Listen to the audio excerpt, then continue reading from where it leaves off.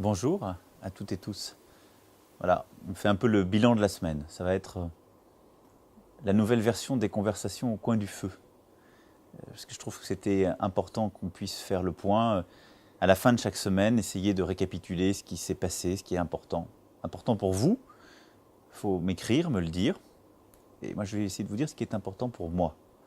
Parce qu'on vit en effet une drôle de campagne pour ces présidentielles.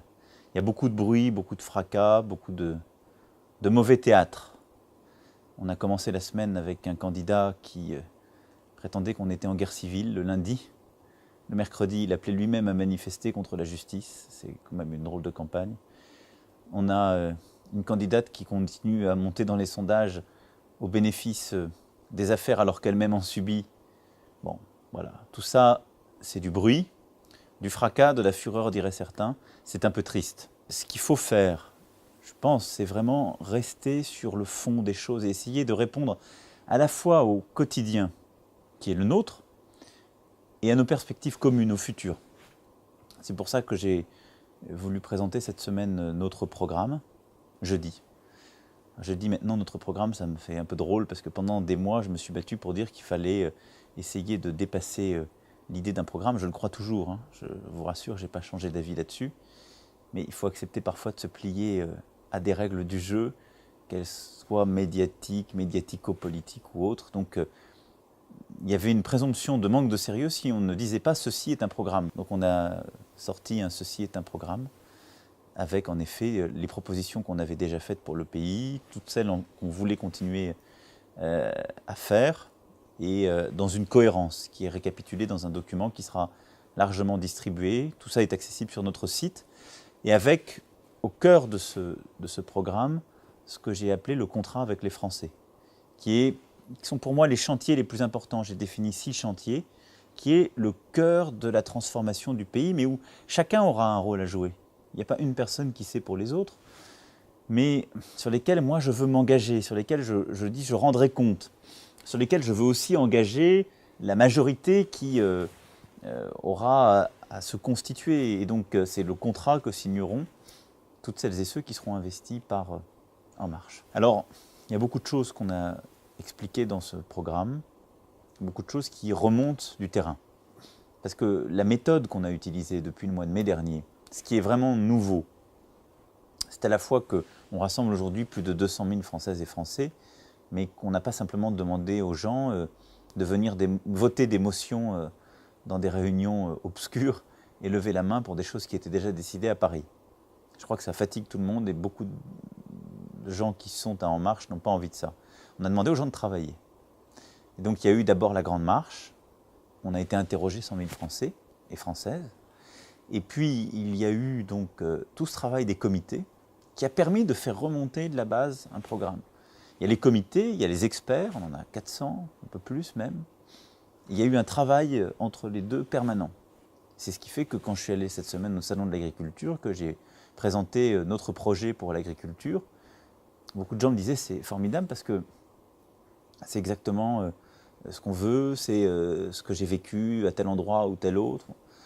Je dis il n'y a pas un hasard, ça s'est fait avec 3000 agriculteurs qui ont répondu au questionnaire et qui ont travaillé avec le petit groupe qui est piloté d'ailleurs aussi par 2 exploitants agricoles. Donc voilà, c'est ça notre méthode, c'est ce qui a conduit à construire ce programme et à faire remonter beaucoup de propositions très concrètes qui ont été résumées.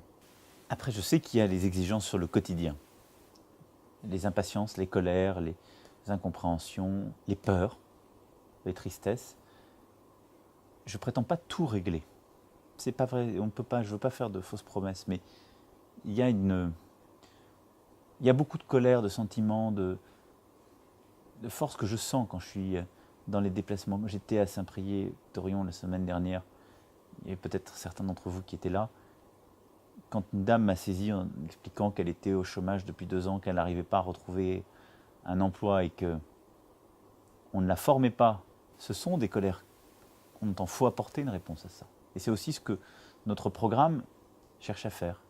C'est-à-dire investir justement dans la formation de ce million de chômeurs qui cherchent une qualification, répondre de manière concrète à celles et ceux qui aujourd'hui se sentent abandonnés. Et ça, ce sera un fil rouge tout au long de la campagne que nous menons. J'ai reçu beaucoup de remarques sur le programme. On va continuer à le compléter. Ne pensez pas, parce qu'on l'a présenté hier, que c'est fini. D'abord, il y a tout un travail, moi je dis souvent, de colporteur. Il faut aller expliquer le programme à tout le monde, démontrer ce qui peut encore être amélioré. Mais il y a surtout tout ce travail encore de production sur les angles morts, tout ce qu'on ne fait pas assez. J'ai reçu des reproches, c'est Isabelle qui disait que regardez les principales mesures, pas de thème handicap, à part 100 € pour l'allocation adulte handicapé, on le dit minable. On n'arrive même pas au SMIC, ce qui est vrai. Et en matière d'éducation, on ne parle pas non plus de handicap ni d'autisme. Bon, en fait, je crois qu'elle d'ailleurs elle le reconnaît un peu après, il y a beaucoup de choses. C'est vrai qu'on n'a pas fait une entrée handicap. Il y a beaucoup de choses dans le programme sur le handicap, puisque on propose d'augmenter substantiellement le nombre d'auxiliaires de vie scolaire pour permettre aux jeunes enfants handicapés d'aller vivre normalement, le plus normalement possible, dans l'école et d'apprendre dans l'école. On propose aussi de mieux payer et d'avoir un emploi stable pour ces auxiliaires de vie scolaire. Il y a aussi des propositions sur la mobilité qui sont faites à un autre endroit dans le programme. On va récapituler tout ça pour que les personnes en situation de handicap puissent avoir la totalité des informations. Mais je pense qu'on peut encore faire mieux, moi j'en suis sûr. Donc faites aussi des suggestions, qu'on puisse les tester, qu'on puisse regarder la faisabilité. Parce que les choses paraissent simples au début. C'est en creusant qu'on les améliore, mais ce n'est pas un programme à l'arrêt.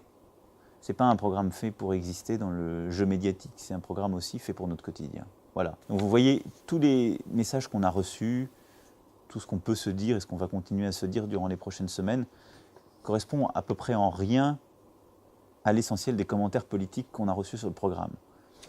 J'ai pas su vraiment quoi en faire, pour être honnête.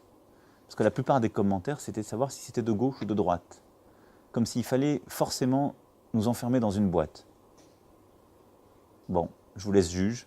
Je ne suis pas sûr que ce soit la question qui vous intéresse le plus. La question, c'est est-ce que ça porte une vision cohérente du pays ? Je ne suis pas sûr que d'ailleurs, aujourd'hui, les gens de gauche aient une vision très cohérente du pays entre eux, ni les gens de droite. Et si j'en crois le spectacle auquel on assiste, c'est tout le contraire. Donc est-ce que c'est cohérent ? Est-ce que c'est efficace ? Est-ce que c'est juste ? C'est ça ce qui m'importe. Et est-ce que ça règle beaucoup de sujets qui font notre quotidien ? Est-ce que ça nous emmène quelque part ?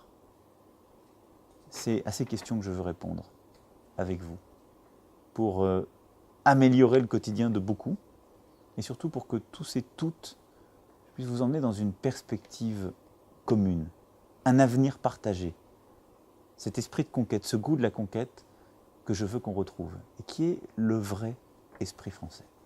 Voilà, c'était un peu le début de ces discussions que je veux qu'on instaure pour récapituler nos semaines. Donc je reviendrai la semaine prochaine pour parler d'une autre actualité ou pour essayer de prendre un peu de recul par rapport à notre actualité, parce qu'on a l'impression parfois que chaque demi-journée chasse l'autre et que rien n'imprime, que rien ne reste. Or, nous avons notre avenir à préparer et ça va durer très longtemps. Voilà, passez une bonne fin de semaine et à très vite.